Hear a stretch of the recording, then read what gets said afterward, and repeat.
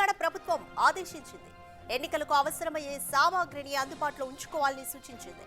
స్థానిక సంస్థలకు సెప్టెంబర్ 30 లోపు ఎన్నికలు నిర్వహించాలంటూ హైకోర్టు ఆదేశించడంతో ఆ దిశగా ప్రభుత్వం వేగంగా చర్యలు మొదలుపెట్టింది. రాష్ట్రంలోని ఎంపీటీసీలు, జెడ్పీ, ఎంపీపీల సంఖ్యపై లెక్క తేల్చింది. రాష్ట్రంలో మొత్తం ఎంపీటీసీలు 5733, జెడ్పీటీసీలు, ఎంపీపీలు 566, జెడ్పీ స్థానాలు 31, గ్రామ పంచాయతీలు 12778గా ఉన్నట్లు అధికారికంగా ఉత్తర్వులు జారీ చేసింది.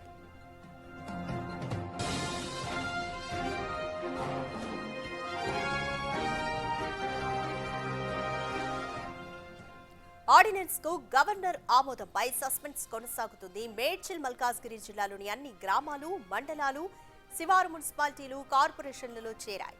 దీంతో స్థానిక ఎన్నికల ప్రక్రియ నుంచి ఈ జిల్లాను తొలగించారు.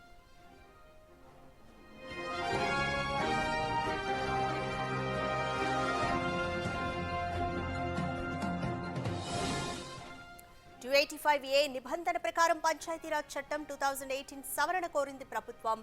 ఈ క్రమంలో ఆర్డినెన్స్ తేవడాన్ని బీఆర్ఎస్, బీజేపీలు తప్పుపడుతున్నాయి. పార్టీ పరంగా 42% రిజర్వేషన్ అమలుకు కాంగ్రెస్ సిద్ధమవుతోంది. ఎన్నికలపై ఏ క్షణమైనా స్కెడ్యూల్ రిలీజ్ అయ్యే ఛాన్స్ ఉంది.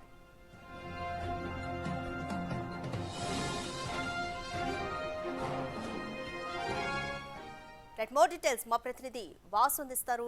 వాసు, స్థానిక సంస్థలకు, గ్రామ పంచాయతీలకు సెప్టెంబర్ 30 లోపు ఎన్నికలు నిర్వహించాలంటూ హైకోర్టు ఆదేశించడంతో ప్రభుత్వం ఆ దిశగా సన్నాహాలు మొదలుపెట్టింది. ఇప్పటికే ఎన్ని స్థానాలు ఉన్నాయన్న సంఖ్యపై కూడా ఒక లెక్క అయితే తేల్చింది. సో ఏ విధంగా సన్నద్ధమవుతుంది? నోటిఫికేషన్ ఎప్పుడు రిలీజ్ అయ్యే ఛాన్స్ ఉంది?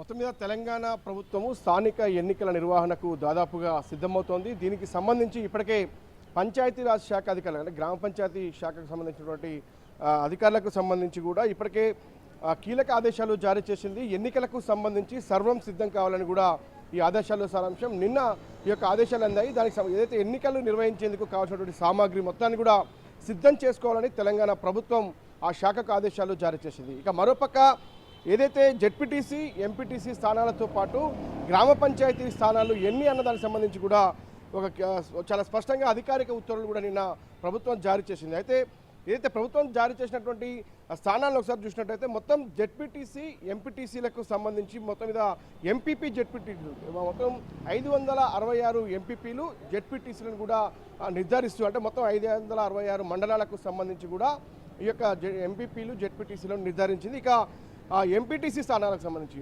5773 ఎంపీటీసీ స్థానాలకు ఎన్నికలు నిర్వహించేందుకు సిద్ధమవుతుంది. ఇక గ్రామ పంచాయతీలు ఏదైతే సర్పంచ్ స్థానాలకు సంబంధించి 12778 స్థానాలకు సర్పంచ్కి సంబంధించి కూడా ఎన్నికలు నిర్వహించేందుకు సిద్ధమవుతుంది. దానికి సంబంధించి ఈ యొక్క వార్డుల సంఖ్య కూడా 1,12,000 వార్డులు, ఏదైతే గ్రామ పంచాయతీల్లో వార్డులు ఉంటాయో ఆ వార్డులకు సంబంధించి 1,12,000 వార్డులు ఉన్నట్టుగా నిర్ధారించింది.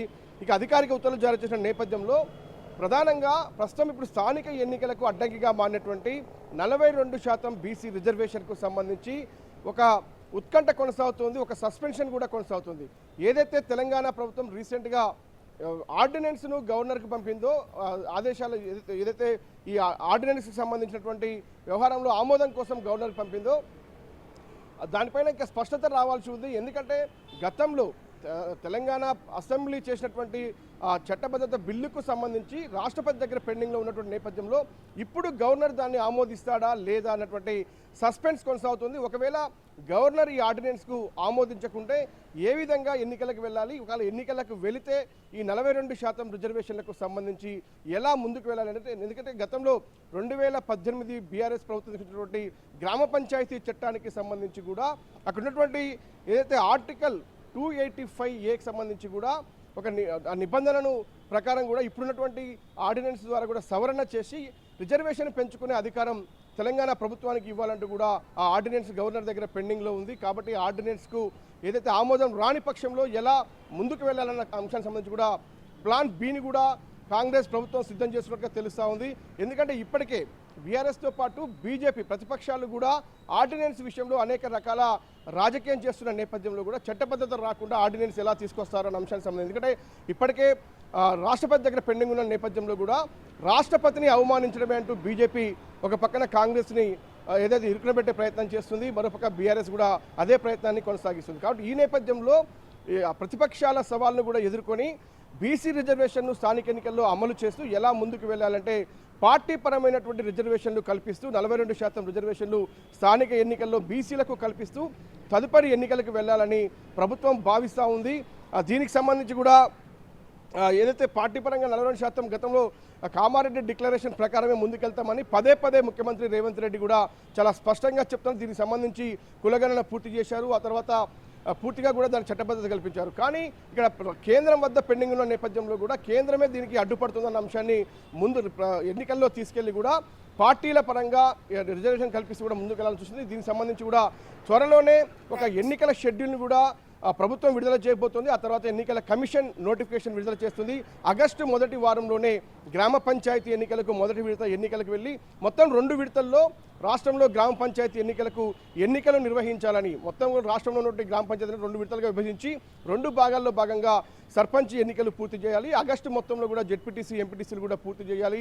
ఆ తర్వాత మున్సిపల్ కార్పొరేషన్లకు ఎన్నికలకు వెళ్ళాలని తెలంగాణ భావిస్తుంది, ప్రభుత్వం భావిస్తుంది. మొత్తం మీద హైకోర్టు ఏదైతే సెప్టెంబర్ చివరి లోపల కూడా ఎన్నికలు పూర్తి చేయాలని ఆదేశాలు జారీ చేసిందో ఆ హైకోర్టు ఆదేశాలకు అనుగుణంగా కూడా పూర్తిగా స్థానిక ఎన్నికలు పూర్తి చేసేందుకు తెలంగాణ ప్రభుత్వం కసరత్తు ప్రారంభించింది. దీనికి సంబంధించి కూడా ఇప్పటికే స్థానిక ఎన్నికల్లో కూడా జెడ్పీటీసీ ఎంపీటీసీ గ్రామ పంచాయతీల స్థానాలను ఏదైతే నిర్ధారిస్తూ ఉత్తర్వులు జారీ చేసింది. ఇక పంచాయతీరాజ్ శాఖ అధికారులకు కూడా స్పష్టమైన ఆదేశాలు జారీ చేసింది. ఎన్నికలకు సిద్ధం కావాలి, మరోపక్క ఎన్నికలకు కావాల్సిన పరికరాలన్నీ కూడా సిద్ధం చేసుకోవాలంటూ కూడా అధికారులకు నిన్న కీలక ఆదేశాలు జారీ చేసిన నేపథ్యంలో దాదాపుగా మరొక 10 రోజుల్లో షెడ్యూల్ విడుదల కాబోతుంది. ఆగస్టు మొదటి వారంలోనే ఎన్నికలు జరిగే అవకాశం కూడా లేకపోలేదు.